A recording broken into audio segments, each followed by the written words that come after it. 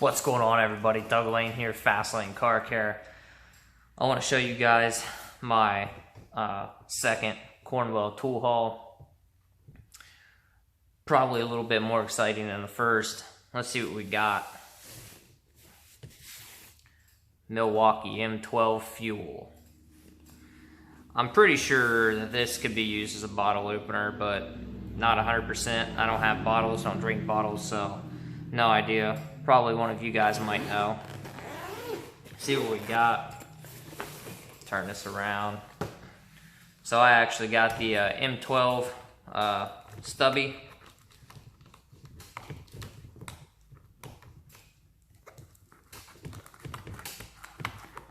Jeez. 3/8 drive. So Cornwell had a deal. Flyer for what was it? February and March. I'm sorry. Buy the M12 kit. Qualifying kits got a free 4-amp battery. So the kit came with one 4-amp battery and the 2.0 battery. And then, like I said, I got a free one. So I got 3 batteries. Obviously, I got a charger, which is mounted on the wall. Sure, you guys don't care about that. It's the fuel. It's got the 3-speed, technically 4. So this one's pretty neat. I like this a lot already. This will let it spin, but then as soon as it feels torque, it shuts down. So if you have fasteners that are sensitive, that they're supposed to be torqued to whatever spec. Traditionally, you'd have to run them in with an impact run them in by hand or with a ratchet. You couldn't use an impact.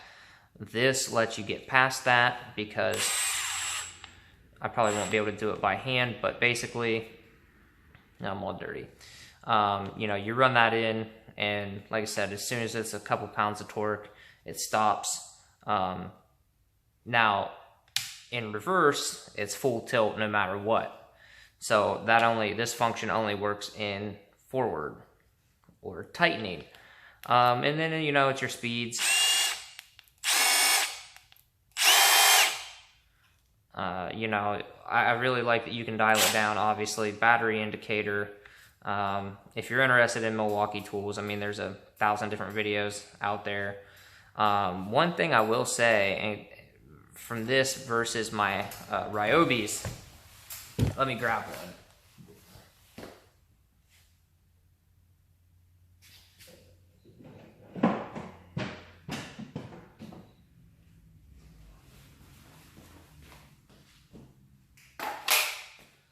So this is my one hybrid, or not hybrid, lithium. This is the Ryobi 1, whatever. It is the 1/2-inch gun. And this is one thing that I do prefer over the Milwaukee, and that's the Tri-LED. This underneath is plenty bright, but it's down and shines up. So it casts shadows, whereas this is just straight on. There's no shadow or anything like that. Now, with that being said, this thing, for the money, don't get me wrong, it's good for like a homeowner, somebody that just wants to tinker around or whatever. It will break lug nuts if they're torqued to factory spec and they haven't been on there for a long time. Like I said, I'm in Ohio, so we get a lot of corrosion and all that stuff. And, lug nuts can really be a pain to get off. If they're, they've been on there for a long time, or if a tire shop's put the lug nut on there, this isn't coming off. You got to break them, and with a breaker bar, and then you can run them out the rest of the way.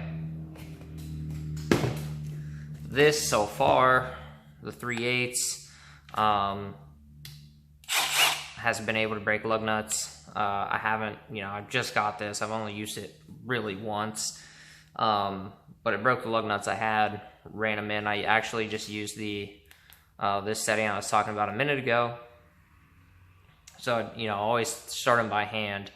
And then you can just, you don't have to worry about when you torque one lug nut in and then the wheel shifts and you got to go around, you can just use this setting here and zip it in. Like I said, as soon as it feels some torque, it's going to stop, and then you just move on. So once you get all your lug nuts down, snug, then you can hammer them on there. You can use a torque stick if you want, whatever you want to do.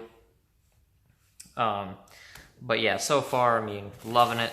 Let's get that out of the way. Let's check this out size-wise. Let's just line these up. So that's pretty much, let's pull out the, let's kind of make it a little more fair, I guess you could say. Obviously, the Milwaukee is considerably shorter. It is just slightly taller due to its angle design. But battery, shorter. Battery life, I really don't know. Obviously, like I said, I've only used it one time. But so far, mainly what I do is I rotate my own tires, and I do my own brakes, oil changes, simple maintenance, stuff like that. This, you're going to have a hard time, even if you use swivel sockets or universal joints. It's long, you know what I mean? It's not going to fit in a lot of spots that this one you can get into much easier. Now, on some vehicles, like my 4Runner, like the rear brakes, even with the swivel, it's just not short enough, just the way that they've put, where they've put the bracket. So you still need to use a socket or a wrench for one of the bolts. But, this is super handy. I'm actually probably going to start leaving it in the truck just in case I have a flat. This is, it's just way faster than doing it by hand. And this kit is very thin. You can just shove it under a seat and all that. Honestly, don't tell the girlfriend, but I want another one. That way I can leave one in the truck all the time and have this one around the house. But, for now, that'll work. So that was a pretty sweet deal. My tool guy, I'm not the kind of guy that's going to just nickel and dime you over stuff. So I looked the price up for this, and man, that one's a bear.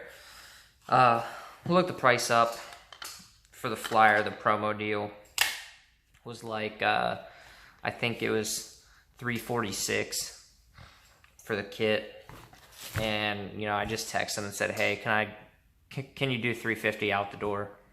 He said, yeah, it was fine. Another thing I got on this tool haul was a 3/8 drive 8mm chrome socket. This is obviously not it. It's in the truck. I've got a dedicated socket set for the truck. I'm not going to drag it out for one socket. You know what I mean? Like, you guys know what a socket looks like.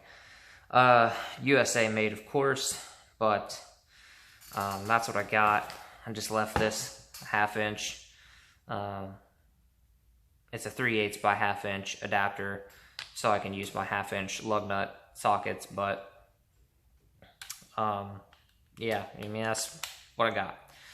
So far, really enjoy this. Works really well. Looking forward to using it a lot more. One of the biggest reasons why I bought this was all the reviews I'd seen on YouTube were really good.